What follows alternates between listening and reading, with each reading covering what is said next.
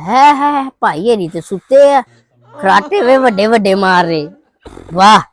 वाह मज्जा वे भुखियां पट्ठे भी कुतरन वाले आ फिकर वाखा ही नहीं है। वे वे 20 रोटियां खा के सुते पै ना फिकर ना फाका कोई आप ते खा लिया ना मज्जां दा फिकर ना पट्ठियां दा फिकर।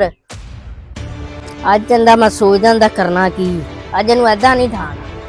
उंदे ते ठंडा पानी लिया के डोलना। वे वे सुता बकरे बेच के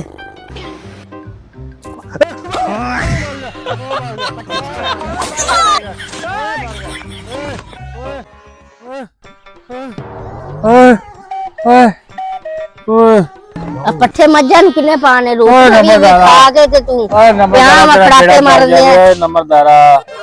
और नंबरदारा तेरा खाना खराब तेरा अख लगी सी ओए नंबरदारा अख तेरी मिला देना तेरी अख की ओए नंबरदारा सैमा ना लगी हुई सी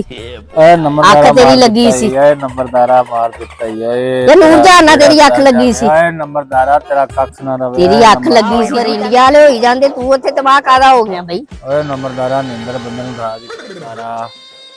हर नंबरदारा बेफिक्र ही नहीं इन्हां नु दस यार बंदे अजकल ही पता नहीं यार नंबरदारा ये केड़ा तरीका यार उठाण दा मेरा तरीका इदां दा ही अज दा